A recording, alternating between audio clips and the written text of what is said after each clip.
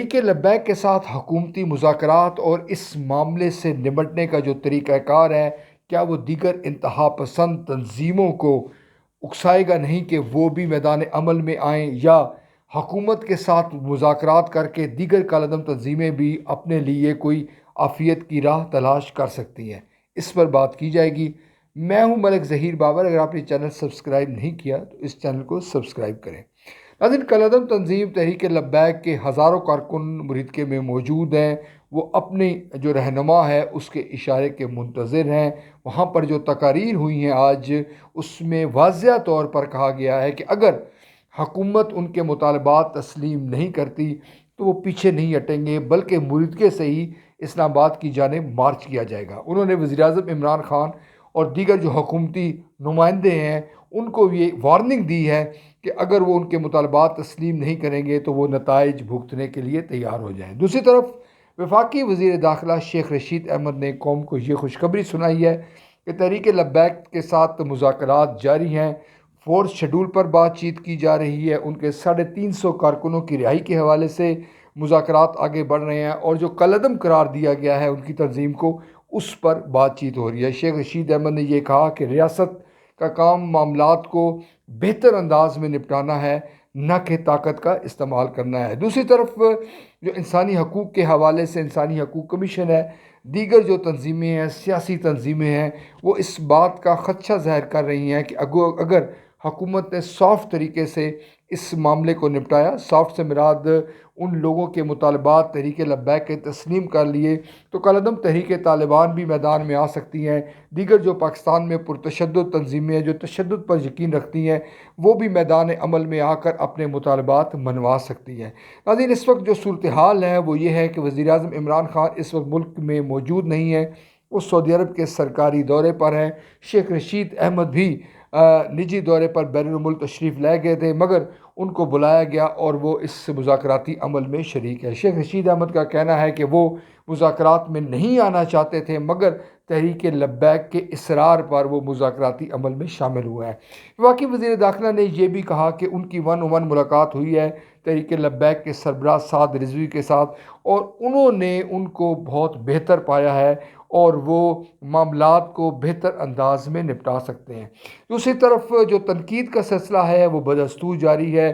350 کارکنوں کی رہائی کا شیخ رشید احمد نے سوشل میڈیا پر اعلان کیا ہے، مگر تحریک لبیک کے جو بعض زعماء ہیں وہ اس بات سے انکاری ہیں کہ ان کے کارکنوں کو رہا کیا گیا، بلکہ وہ یہ الزام عائد کر رہے ہیں کہ مزید ان کے کارکنوں کو گرفتار کیا گیا ہے۔ ناظرین، اس رہائی جو کارکن رہا ہوئے ہیں اس میں وہ لوگ بھی شامل ہیں اور وہ بتائے جا رہے ہیں جنہوں نے پولیس کے اہلکاروں کو شہید کیا، قومی املاک کو نقصان پہنچایا، اور پولیس کی جو مختلف جو موبائل وینز تھی ان کو بھی نقصان پہنچایا۔ کیا حکومت یہ بات سمجھتی ہے اور حکومت کو اس بات کا احساس ہے کہ اس طرح سے یہ معاملہ حل ہو جائے گا؟ کیا فرانس کے سفیر کو ملک بدر کر دیا جائے گا، اور جو کہ رہنما ہیں تحریک لبیک کے سربراہ ہے سعد رضوی، جن پر قتل، اقدام قتل، دہشت گردی اور دیگر سنگین جو دفعات کے تحت مقدمات درج کیے گئے ہیں، ان کی رہائی عمل میں آ جائے گی؟ کیا حکومت کالعدم قرار دینے کے حوالے سے تحریک لبیک کو اپنے موقف سے پیچھے ہٹ جائے گی؟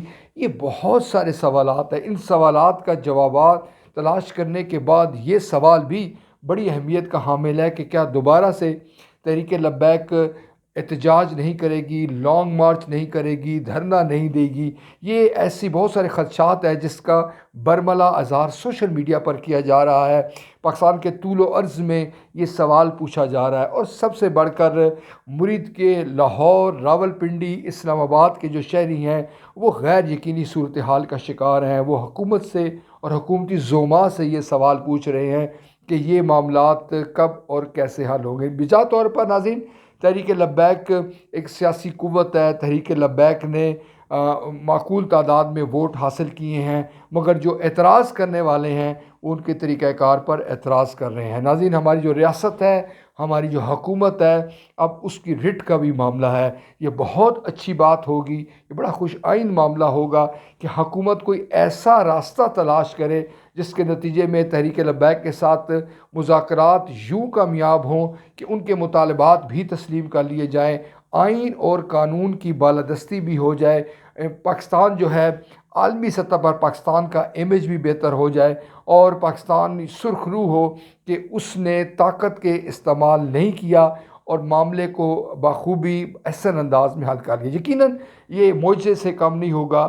آنے والے جو 24 گھنٹے ہیں، جو 48 گھنٹے ہیں، تحریک لبیک نے منگل تک کا ٹائم دیا ہے، کل تک کا 26 اکتوبر کا، کہ ان کے معاملات، ان کے مطالبات کو حل کیا جائے۔ بصورت دیگر وہ احتجاج پر بضد ہے اور انہیں کہا ہے کہ ان کی منزل اسلام آباد ہے، جہاں پر پہنچ کر وہ دھرنا دے سکتے ہیں۔ صورتحال انتہائی سنگین ہے۔